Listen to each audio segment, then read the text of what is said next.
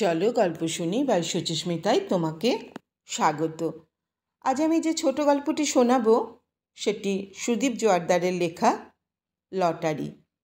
তো চলো শুরু করা যাক। অনেকবার বলেছে ওর দরকার নেই, তবু ছেলেটা যেন আজ নাছোড়বান্দা। টিকিটের গোছা বাড়িয়ে ধরে বলেই চলেছে, কাটুন না কাকু, একটা নববর্ষ বাম্পার, কালই খেলা। এবার কি ধমক দিতে হবে ছেলেটাকে? লটারির টিকিট বিভাস কোনো কালই কাটে না। এ ছেলেটা গাড়িতে নতুনও নয়, তাই ব্যাপারটাও অজানা থাকার কথা নয়। তবু আজ এত মরিয়া কেন? বিভাস খুব যে অর্থবান তা নয়, কিন্তু লটারি কেটে ভাগ্য ফেরাতে ও নারাজ। আর তাছাড়া এই নেশা বড় সর্বনাশা। বাবাকে দেখেছে যে নেশার খপ্পরে পড়ে মাইনের টাকা নয়ছয় করতে। লটারির ব্যাপারে তাই সে বরাবর খুব সতর্ক। এত করে বলছে যখন নিয়েই নিন না একটা। পাশে বসা আচ্ছেনা সহযাত্রীটি বলে ওঠেন। বিভাস রেগে যায় ভদ্রলোকের কথা শুনে। উনি একটা টিকিট নিয়েছেন বলে বিভাসকেও নিতে হবে নাকি? কোনো মতে মেজাজ সামলে বিভাস বলেছে, আমি লটারি টিকিট কাটি না দাদা। বছর 18 বয়স হবে ছেলেটার, এখনও সেভাবে দাড়ি গোঁফ ওঠেনি। এ বয়সে কেমন রোজগারে নেমে পড়েছে কে জানে, হয়তো বাধ্য হয়েই। কিন্তু নেমেই যখন পড়েছে তখন আরও অর্থকরী কায়িক শ্রমের কাজ থাকতে লটারি কেন? বুঝতে পারে না বিভাস। ছেলেটা অবশ্য এখন চলে গেছে কম্পার্টমেন্টের অন্যদিকে। বিভাস তাকিয়ে দেখে একইভাবে অন্য যাত্রীদেরও টিকিট গছাতে চাইছে ছেলেটা। আগেও তো দেখেছে ওকে, এরকম তো করে না। আজ কি খুব তাড়া আছে ওর? খুব তাড়া? অন্য কাজের অথবা বাড়ি ফেরার? তারার কথা মনে হতেই আর একজনের ছবি চোখের সামনে ভেসে উঠল বিভাসের। সব কিছুতেই তাড়া ছিল ছেলেটার। খেতে বসে তারা, রাস্তা দিয়ে চলতে গিয়ে তারা, ওর সঙ্গে কখনো বাজারে গেলে তারা। ওর মা বলতো, সব কাজ তুই কি ঘোড়ায় জিন দিয়ে করিস? হাসতো ছেলেটা। পরীক্ষা আর পড়ার চাপ কি স্থির হতে দেয় আজকালকার ছেলেদের? বিভাস পার্সটা বার করলো, বার করে দেখে নিল অর্কর ছবিটা। প্রায় 1 বছর হতে চলল। এখনও ছবিটা দেখলেই মনে হয় এই বুঝি অর্ক হেসে উঠবে, হাত নাড়বে, বাবা বলে ডেকে উঠবে। দীর্ঘশ্বাস পড়ে বিভাসের। লটারিওয়ালা ছেলেটা এখনও রয়েছে কম্পার্টমেন্টে, ডাকবে কি? টিকিটটা কাটলে আবার পাশের সহযাত্রীটির চোখ সরু হয়ে যেতে পারে। উনি তো বিভাসের এখনকার মনের ঝাঁকুনিটা বুঝবেন না। মনে মনে হয়তো বলবেন, তখন অত ঢঙের কি দরকার ছিল? তা যে যা বুঝুক বলুক, বিভাস ওর নীতির বিরুদ্ধে গিয়ে ডেকেই বসলো ছেলেটাকে। দে একটা বেছে, পাবো তো রে? স্মার্ট হতে হালকা হেসে একটু রসিকতাও করল। ছেলেটাও বেশ রসিক, পাল্টা দিল, গ্যারান্টি পাবেন, 1 কোটি না হলেও 100-200। কাকু 3টে আছে, নিয়ে নিন না সব কটা। ছেলেটার গলায় অনুনয়। বাবা, একটা বাইক কিনে দাও না। বুকে বেজে উঠল একটা ফেলে আসা পুরনো অনুনয়। 30 টাকা দিয়ে বিভাস টিকিট 3টেই কেটে নিল। সরকারি স্কুল হলে চৈত্র সংক্রান্তিতে ছুটি থাকতো, ওর বেসরকারি স্কুলের অত ছুটি খয়রাত নেই। আজকের দিনেও ইউনিট টেস্ট রেখেছে। আগামীকাল অবশ্য ছুটি। টিকিটটা পার্সে রেখে ঘড়ি দেখল বিভাস। ট্রেনটা আজ লেটে চলছে, 10:30 বেজে যাবে স্কুলে পৌঁছতে। রাস্তায় জ্যামে পড়লে আরও দেরি। 10:45 স্কুলে ঢোকার নিয়ম। পারবে তো যেতে? বিভাস একটু টেনশনে পড়ল। সামনে দাঁড়িয়ে আছে বছর 20-র এক তরুণী। একই সঙ্গে উঠেও বসার জায়গা পায়নি। 2টো সিটের মাঝে ঢুকলে অনেক সময় পাওয়া যায়, কিন্তু আজ পাবে কি? চলাচলে রাস্তায় দাঁড়ালে বারবার লোকের গুঁতো খেতে হয়, তবু বিভাস কখনো 2 সিটের মাঝখানে ঢোকে না। দুদিকে বসে থাকা লোকজনের হাঁটুর মধ্যে দাঁড়ানো আরও অস্বস্তিকর মনে হয়। মেয়েটা কিন্তু ওভাবেও স্বচ্ছন্দেই দাঁড়িয়ে আছে, উঠে ওকে বসতে দেবে কি? বসার কথা বলবে বলবে করছে, এমন সময় মেয়েটা পরের স্টেশনে আসতেই নেমে গেল। অনেকক্ষণ পরে পাটা একটু মেলে বসার সুযোগ এলো এবার, কিন্তু পাটা মেলতেই কি যেন একটা ঠেকলো পায়ে। একটু ঝুঁকে তাকিয়ে দেখল ছোট্ট একটা লেডিস পার্স, নিশ্চয়ই মেয়েটার। উল্টো দিকে সেই সহযাত্রীটিও টের পেয়েছেন ওটার অস্তিত্ব। বললেন, গাড়িটাও তো ছেড়ে দিল, নেমে যে দিয়ে আসা যাবে তারও উপায় নেই। এতক্ষণে গেটও পেরিয়ে গিয়েছে, গাড়ি না ছাড়লেও পেতাম না। বিভাস পার্সটা কুড়িয়ে হতাশ গলায় বলল, আপনি রেখে দিন দাদা, আপনি ডেলি প্যাসেঞ্জার। মেয়েটাকেও যেতে দেখেছি এই ট্রেনে, কলেজে হয়তো পরে দিয়ে দিতে পারবেন। আশেপাশে সকলের অনুরোধে কি করবে বুঝতে পারল না বিভাস। গাড়ি থেকে তাড়াতাড়ি করে নামতে গিয়ে একবার মোবাইল খুইয়েছিল অর্ক। মোবাইলটা কিন্তু পাওয়া গিয়েছিল। বিভাসেরই বয়সী এক অচেনা ভদ্রলোক মোবাইলটা কুড়িয়ে পেয়েছিলেন, তারপর ফোন করে খবর পাঠিয়ে ফেরতও দিয়েছিলেন। বিভাস মেয়েটার পার্সটা ব্যাগে ঢুকিয়ে রাখল। স্কুলে পৌঁছলো একেবারে কাঁটায় কাঁটায়। গিয়ে দেখল 18 মানে ওল্ড বিল্ডিংয়ের দোতলার কোণের ঘরে গার্ড পড়েছে। এ ঘরে সব 8-এর ছাত্র, মানে একটু বড়। প্রথম থেকেই কড়া গার্ড দিতে হবে, না হলে পেয়ে বসবে। এমনিতে প্রাইভেট স্কুলের ছাত্ররা বেশ ডিসিপ্লিন, তবু সুযোগ পেলে তার সদ্ব্যবহার কি কেউ করবে না? কড়া গার্ড মানে চেয়ারে বসা চলবে না।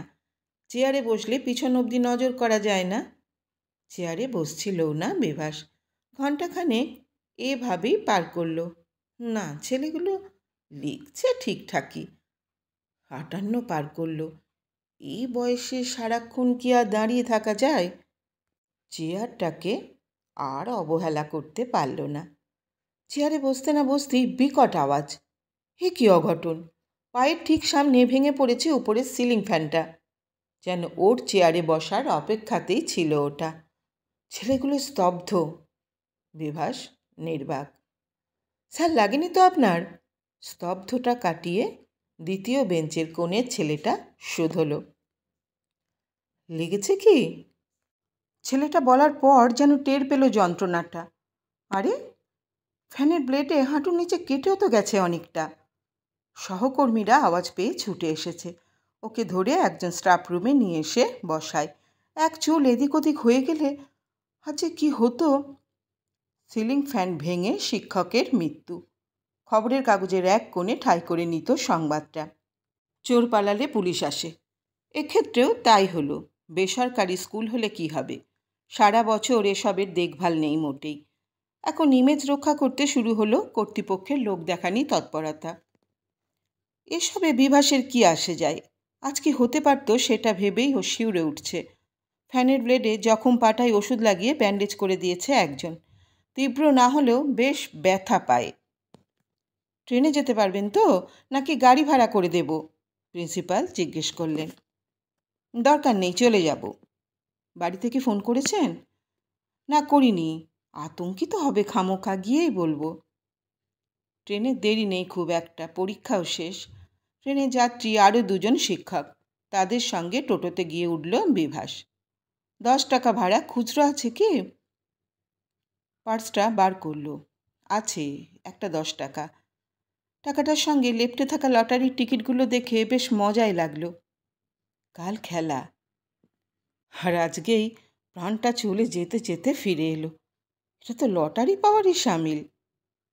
বাড়ি এসেও ট্রমা কাটল না অনেকক্ষণ। ফ্যানের নিচে বসতেও ভয় করছে। রিমিকে শুধু ঘটনাটা খুলে বলেছে, আর কোনো কথা বলতেও ইচ্ছে করছে না। কাছের ওষুধের দোকান থেকে একটা টেড ব্যাগ নিয়ে এলো। এসে বিছানায় শুলো টান টান হয়ে। রাতে কি খাবে? রিমি ঘরে উকি দিয়ে জিজ্ঞেস করলো। যা খাই, রুটি। তুমি? আমি আজ আর কিছু খাবো না। রাতে কোনো দিন খাও, কোনো দিন খাও না, এভাবে শরীর নষ্ট করছো কেন? কি করব, আমার যে কিছুই ভালো লাগে না। দিনটা যেমন তেমন। রাত্রি হলেই ওর সব স্মৃতি বুকের উপর চেপে বসে। তুমি কেন যে ওকে সব কথা জানাতে গেলে? আমি ইচ্ছে করে কি জানিয়েছি? অনূর্ধ্ব 18-তে নির্বাচিত হয়েও ক্রিকেটের অত বড় সুযোগটা ফসকে যাচ্ছিল বার্থ সার্টিফিকেট ডিজিটাল না থাকায়। ডিজিটাল করতে গিয়েই তো জেনে গেল সব। কিন্তু ওর যে এতে এত বড় রিয়াকশান হবে তা সত্যি আমি বুঝতে পারিনি। সবই আমাদের কপাল। রিমির গলা বুঝে এলো। বিভাসেরও একটা লম্বা শ্বাস পড়ল। 1 বছর আগে ওই সময়টাই কত ব্যস্ততা, সারা ঘরে কত ছাত্রের ভিড়। এইচএসের ফিজিক্সের টিউটার হিসাবে নামও ছিল বেশ। ছেলেটা চলে যাওয়ার পরে সব ত্যাগ করেছে। কার জন্য বাড়তি রোজগার করবেও? কার জন্য? কলেজ পড়ুয়া মেয়েটার পার্সের কথাটা ভুলেই গিয়েছিল। এটা আবার মেয়েটাকে ফেরত দিতে হবে। কিন্তু মেয়েটার যদি দেখা না পায়, পার্সে কি ফোন নম্বর বা ঠিকানা আছে? মোবাইল থাকলে কেউ কি পার্সে রাখে সব কিছু? দেখে মনে হয়েছিল পার্সটায় হয়তো কিছু টাকা পয়সা আছে, আর হয়তো কোনো দরকারি কাগজ। খুলে দেখবে কি যদি ঠিকানা। ব্যাগ থেকে মেয়েটার পার্স বার করলো। টাকা আছে, তবে বেশি নয়। গুনে দেখলো 60 টাকা। ভিতরে কোনো কাগজও নেই, কিন্তু সামনে প্লাস্টিকের আচ্ছাদন রয়েছে একটা। মনে হচ্ছে কোনো রসিদ। টানতেই বেরিয়ে এলো কাগজটা। পুরনো রসিদই একটা, কিন্তু রসিদে কি চাপা রয়েছে? একটা উত্তেজিত হয়ে বিছানায় উঠে বসলো বিভাস। চিৎকার করে ডাকলো, রিমি! কি হয়েছে কি? বিভাসের শরীরের কোনো সমস্যা ভেবে ছুটে এলো রিমি। দেখো দেখো, যেন রাধাকৃষ্ণ পাশাপাশি দেখায় বিভাস। ছবিতে অর্কর পাশে কে এটা? বিভাস রিমিকে বলল ট্রেনের ঘটনা। শুনে রিমি জিজ্ঞেস করলো, ও কি জানে কোথায় আছে অর্ক? জানি না, কাল হয়তো ওকে পাবো না, কিন্তু পরের দিন ঈশ্বর করুন যেন দেখা পাই ওর। দেখা পেলে জিজ্ঞেস করব। রিমি বলল, কাল নববর্ষ না হলেই ভালো হতো। এখন একটা দিন অপেক্ষা করাই কঠিন। এই অবস্থায় রাতে ঘুমানোও মুশকিল।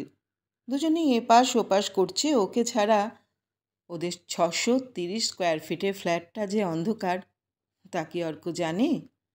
জানলে কি অমন করে একটা চিঠি লিখে এতদিনের সব মায়া ভালোবাসা ঠেলে চলে যেতে পারত? বিভাসের বালিশ ভেসে গরম অশ্রুতে। পাশে রিমিরও যে তাই। অনুমান করতে পারে। আর ওই মেয়েটা, অর্কর ছবিটা যে পার্সে বয়ে বেড়ায়, যোগাযোগ না থাকলে তারও তো চারপাশটা এরকমই অন্ধকার। সকালে বিভাসের ঘুম ভাঙল রিমির উত্তেজিত কণ্ঠে। হে দেখো তো, এটা কি? কি অদ্ভুত সমাপতন! চোখ পরিষ্কার করে বিভাস ফোনের মেসেজটাই চোখ রাখল। শরীর রীতিমতো কাঁপছে বিভাসের। ও পড়ে চলল, বাবা, আমি জানি তোমাদের কাছে আমি কি, কতখানি। তখন অতটা না বুঝলেও আজ খুব স্পষ্ট বুঝেছি। আমি হোমের সুপারভাইজারের কাছে অনেক কেঁদে কেটে কিছুটা আভাস পেয়েছিলাম। তারপর নিরন্তর অনুসন্ধানে খুঁজে পেয়েছি নিজের শিকড়। আমার জমানো টাকা খরচ করে শিকড়ের কাছে পৌঁছতে অসুবিধাও হয়নি। জেনেছি আমার যখন ওই 3-4 বছর বয়স, কুম্ভ মেলায় হারিয়ে গেছিলাম মায়ের হাত খসে। আমার শিকড় খুঁজে পেয়ে আমি আনন্দিত হয়েছি নিশ্চিত, কিন্তু প্রাণ যে কাঁদছে তোমাদেরই জন্য। মাকে বলো তার কৃষ্ণ মথুরা খুঁজে পেলেও মন পড়ে আছে বৃন্দাবনে। আমি ফিরে আসছি কয়েকদিনের মধ্যেই। এটা আমার নতুন নম্বর, অর্ক। কৃষ্ণ? আমার কৃষ্ণ ফিরবে? আবার সেই আগের মতো হবে সব কিছু? অনেক দিন পর নিজের দেওয়া ডাকনামটা ধরে ফুঁপিয়ে উঠল রিমি। নববর্ষের পরের সকালে মেয়েটার জন্য স্টেশনে দাঁড়িয়েছিল বিভাস। লটারির ছেলেটা স্টেশনের সিটের নিচে বসে কাগজে লটারির ফলাফল দেখছে। বিভাসকে দেখতে পেয়ে পাংশু মুখে বলে উঠল, কাকু, একটাও ওঠেনি আমার টিকিটে। বিভাস হাসল। কে বলল ওর লটারিতে ওঠেনি? ওর বিভাসকে দেয়া 3 টিকিটেই তো 3টে প্রাইজ উঠেছে, ফার্স্ট, সেকেন্ড, থার্ড। সব পুরস্কার কি আর টাকার অঙ্কে হয়?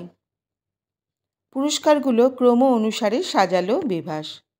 প্রথমত কৃষ্ণের প্রত্যাবর্তন সংবাদ, দ্বিতীয়ত রাধা আবিষ্কার, আর তৃতীয়ত ওর প্রাণ রক্ষা পাওয়া। তবে বিভাসের 3 নম্বর পুরস্কারটা শুধু আক্ষরিক ওর একার নয়, কারণ শুকিয়ে যাওয়া 2টো গাছেই যে আজ প্রাণের হিল্লোল। শেষ হলো আজকের গল্প। আবার আসবো অন্যদিন অন্য গল্প নিয়ে। ভালো থেকো।